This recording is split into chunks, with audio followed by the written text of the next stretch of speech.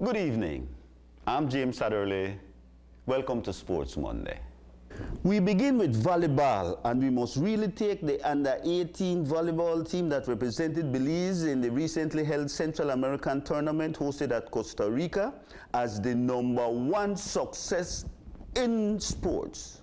Team Belize made it to the finals against the host team Costa Rica, contending for gold. Yes, we were defeated in the finals and had to settle for silver, but who would have thought this possible? And there's more. Belize won 7 individual awards from this international tournament. Garrett Bruce struck for 2 awards with Best Scorer and Best Attacker, reaching the highest score of 92 points at this international tournament. Sofia Lozano brought home the Best Libero and the Best Defensive Player.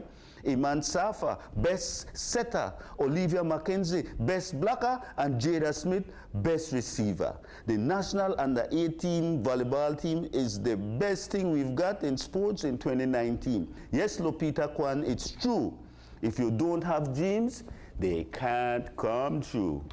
The biggest and most commendable event in Belizean football for a long time belongs to this bunch of players who competed in the 2019 UNCAF Male Under-18 tournament inside Costa Rica. They beat El Salvador 5-4 on penalty kicks. This is after holding them to a 2-2 draw to make the finals against Costa Rica. Yes, we lost 4-0 to Costa Rica, but we received a silver medal for the runner-up spot in Central America, and we say to whoever is in charge, don't break up this team, man. They got something good going. Our first silver medal in UNCAF football. Meanwhile, to the national male football team of Belize, yeah, you could have done much better. Turning to the PLB football championships. The title went to Verdes FC in a final game after a 1-1 tie with Bandit Sports in Game 1. So we were in Game 2. Verdes jumps out to the lead 19 minutes in when Jordi Polanco launches this set piece that the Belmopan keeper Shane Orio mishandles the ball, which bounces to Jaro James, who heads it into the net for a 1-0 lead. Belmopan could have tied the score from the penalty spot, but goalkeeper Woodrow West comes up with a massive save to deny Roberto Silva de Lima. Verdes gets its chance at the penalty kick in the second half, and Elroy Smith converts for the 2-2 lead that holds on until the long whistle peals. And the celebration begins as Verdes has won the opening season in 2019 in a 2-0 win. In women amateur football, the 2019 competition displayed how far the sport has come. Game 2 of the championship series between Joel Fury and Rumberas of Punta Gorda further displays the level of talent it has attracted. In the opening minute, Jasmine Armstrong complicates a routine play, so Delcy Beltran makes her pay as she gives Rumberas a 1-0 lead. The Belmopan team replies 9 minutes later. Mariela Morales raises this ball to Jada Brown, who smashes into the net to force the 1-1 tie. Joel Fury doubles the lead from the penalty spot when Janisha Scott finds the corner of the net for the 2-1 lead in money time. This picture shows the ecstasy of victory and the vast disappointment in defeat when the long whistle blows. Joel Fury is boss in 2019, and we say Rumberas of Punta Gorda is coming. Checking the cycling scene, the 91st Annual Cross Country Cycle Classic brought out 115 athletes that included some 16 riders from the United States and Central America as we witness the start that leaves Newtown Barracks in a rollout heading to the George Price Highway.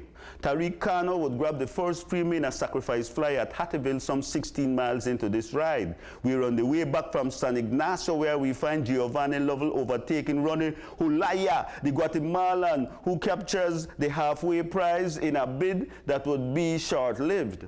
At mile 23, the 3-man Guatemalan team would take control of this race. Ronnie Hulaya still dominates the ride and now has support from his teammates Julio Padilla Miranda and Jose Canasto. Belizean American Corey Williams is the sole challenger in this 4-man breakaway. However, at 19 miles, Corey Williams would be squeezed out of the lead after being jolted by the 3 leaders. The Big Three make their triumphant entry into Belize City as they head to the finish line. The pecking order would be adhered to as all three riders raise their arms as they cross the finish line together in a show of dominance. Hey, what can we say? Julio Padilla Miranda would wear the garland. For sure, it was not a result that would bring joy to the nation. Maybe the bitter lesson can propel the nation's riders to take the 2020 Cross Country Cycling Classic more professionally. In basketball news, the 2019 NEBL basketball title went to a fifth game out at the island before San Pedro Tiger Sharks jolted the Belize City Hurricanes in a 72-65 final score. As we see General Manager for the Belize City team, Gilbert Gordon, accept the second place trophy inside the San Pedro Auditorium. The Tiger Sharks enjoy owning this title as they celebrate the trophy that signifies them as the winningest team in NEBL basketball. Hey, let's see what happens in the new year. Hey folks, certainly hope you enjoy the new year and certainly hope you enjoy the show. We invite you back same time, same place next week. But before we go, we want to remind you that the new year is coming and it must be filled with hope. We ask you to remember that it is written, "Behold, I come quickly, and my reward is with me to give to each man as his work shall be."